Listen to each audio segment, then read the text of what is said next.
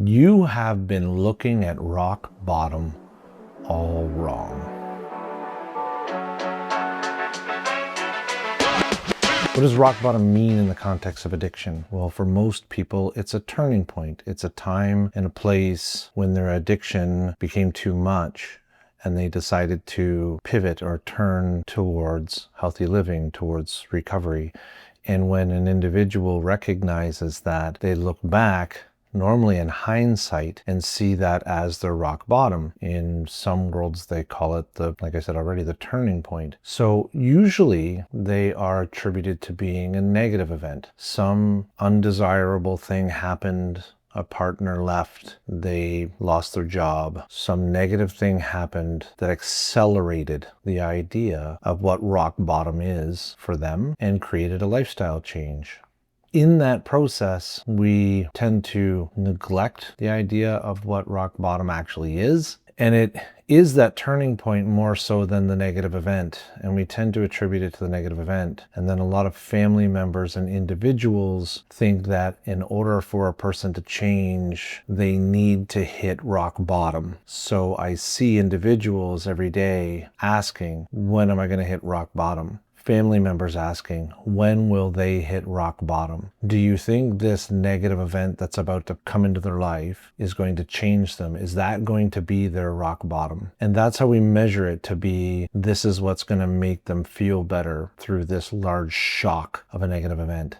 And I'm here to tell you that it's something different. And it's really important for us to understand out of the gates that it's more subjective. It's not this big grandiose idea. Every single individual is going to have a different understanding of rock bottom, and our perspectives and our views around what that is unique as an individual is unique. So if you're, for example, if you were a multimillionaire and you're driving down the street and you got a speeding ticket and you had to pay a couple $100, it wouldn't be that big of a deal. If you're struggling to make ends meet and you can't afford gas and food and you get a speeding ticket, that's a much bigger deal.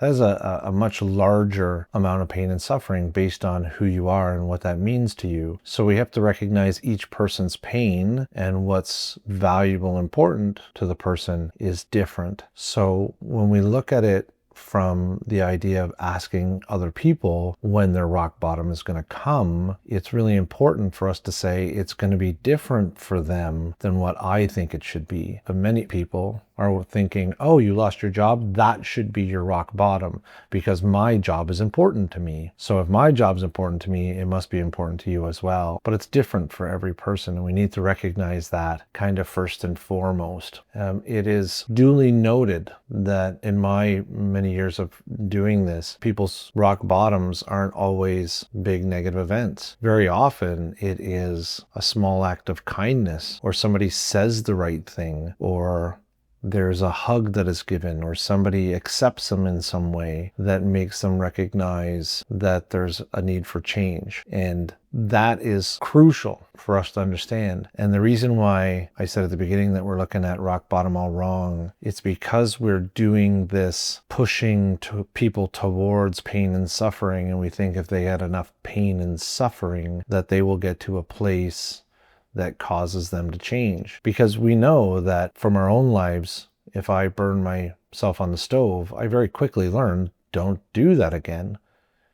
And in the essence of addiction, it doesn't really work like that, because there's lots of pain and suffering that happens as a result of the substance use. But we have to remember that the substance use is the cure, so to speak, for their pain and suffering. So if you want to create pain and suffering to help them get better from their addiction, that pain and suffering very often leads them into needing more of their drug or alcohol. So that rock bottom that is supposed to come doesn't come. So from my own lived experience, when I was struggling with my loss of job or family dysfunction and the things that were happening as a result of my addiction, I was struggling with coping. But then when I lost my job, it meant that my coping got even worse, because now I didn't know how to handle the job loss. I couldn't cope with the shame and the guilt and the remorse of losing my job. So then my answer the day that I lost my job was to go out and drink more. And then the people around me looked at me and said,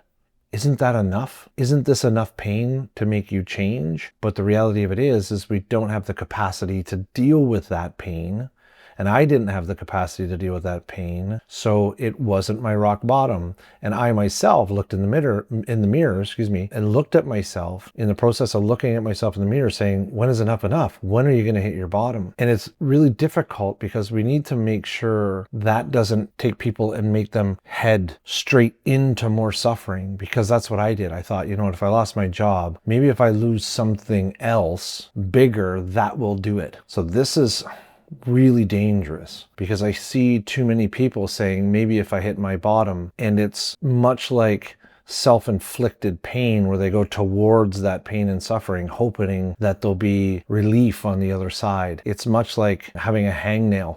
And you think, if I rip it off, it'll be painful for a second, but it will go away and I'll feel better. And so that's what the addiction can feel like. It can feel like this nagging hangnail that you just keep rubbing up against the side of your life. And you go, if I have this really intense pain or something bad happens, it will send me in the direction of finding happiness or peace, or being able to just turn off whatever it is that is happening. And what I'm trying to get at is the pain isn't always the answer. And the reason being is because if you are going to look at someone needing to make a change in their life, there's two things that need to happen. There needs to be an intolerance of the current situation, but there also has to be an ability to see that there's an outcome on the other side that makes it better. So if I was working in a job and my boss treated me very poorly and my paychecks were always late and the work environment was dangerous, but I didn't know it was possible to get another job, I didn't think that there was anything out there that I would be deserving of or be able to get, I probably wouldn't go looking for another job. I would figure out ways to tolerate the suffering and stay in that negative space.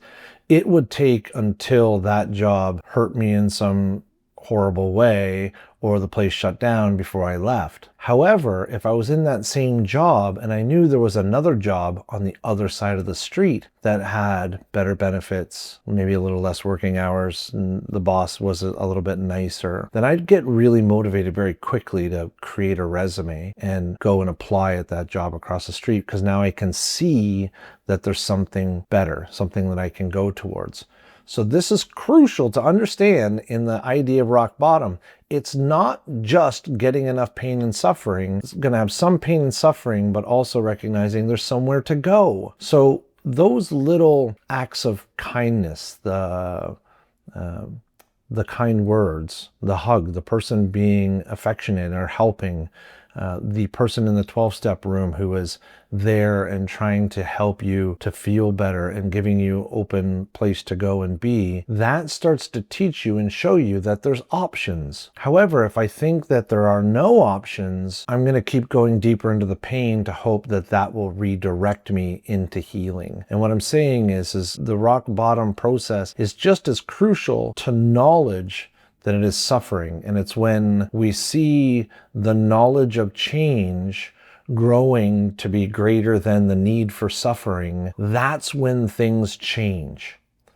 And I often see individuals that are expecting it to be some big, grandiose thing, and very often, or very rarely is it some big thing. You see the odd person that might, have a car wreck or something that has happened in their life and they decide that they want to make a big change, but there has to be the ability for them to go somewhere, like I was stating already. So I have a family, I have someone that's going to support me while I make these changes. If that's not possible, we end up going deeper. And so those rock bottom moments are not always big things. It's very often I've heard people talking about, it's kind of like the straw that broke the camel's back. It's not as much of one big moment that changed their life. It's accumulative. So we've all had it where you've got something that's bothering you. I'll use a work example again. Somebody's at work is, they're late and they're maybe a little bit rude, and you kind of let it go and you kind of let it go and you kind of let it go until one day they come in and you go, okay, I've had enough. And you sit down and you talk to the person, hey, this is not happening anymore. I can't tolerate it anymore. It's kind of the same thing, but that person that day might not have really done anything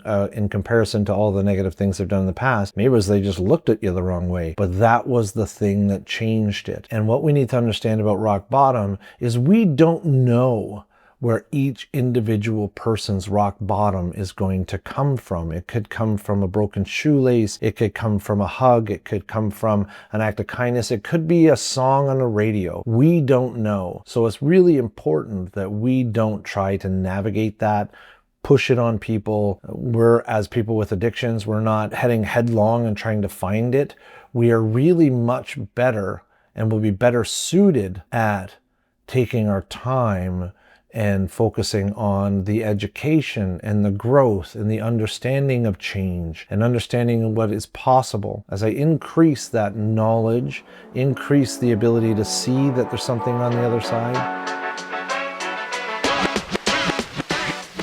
In my work every day, a major part of it is sitting and talking to individuals to be able to create a vision of the idea of what it looks like to live a lifestyle that doesn't require drugs and alcohol, which is completely different than asking them to take drugs and alcohol out of the equation.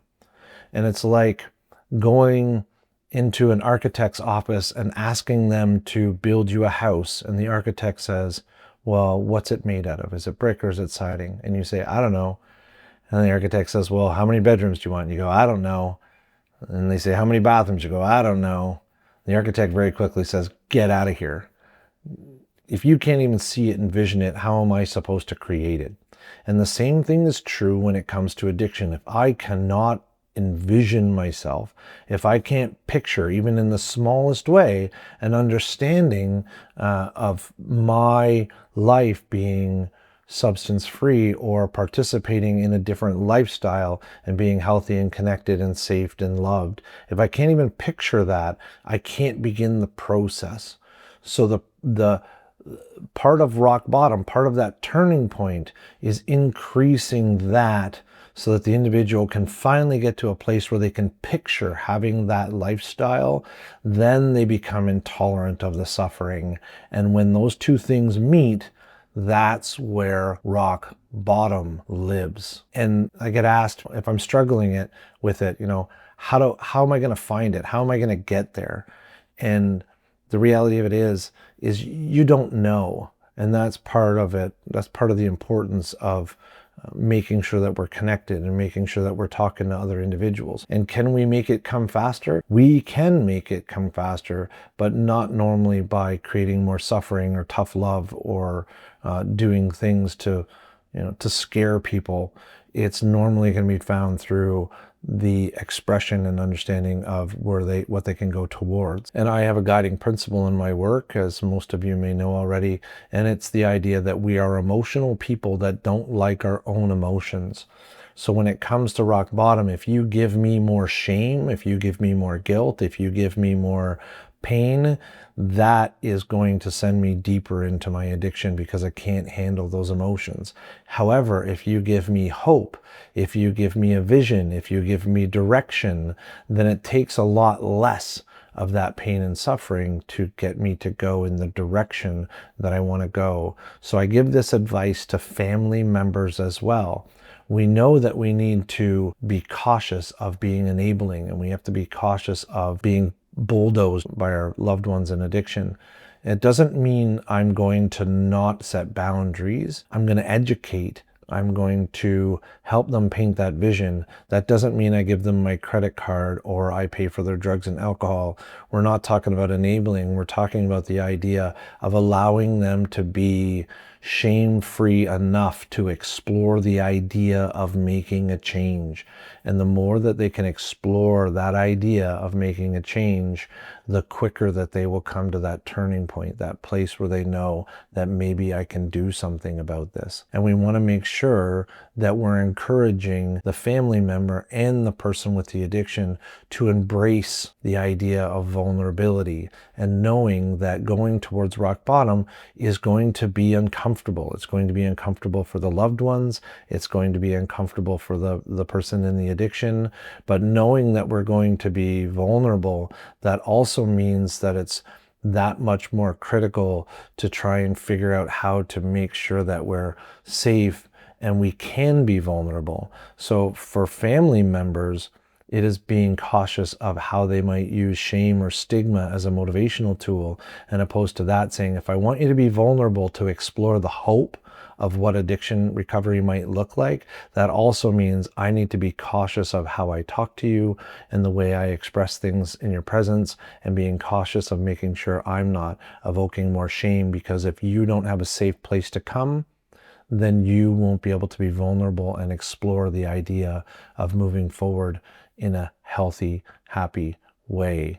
So I would love for everybody to take a moment and reflect on, if you're a person in recovery, your rock bottom, and see how it was actually quite diverse. It wasn't just one moment, it was cumulative moments, and it was cumulative ideas of hope and the idea of change, until those two things came together, and then life changed and went the opposite direction for what it is that you wanted to be in your life. And it goes for everyone. And I would love for you to embrace that mindset.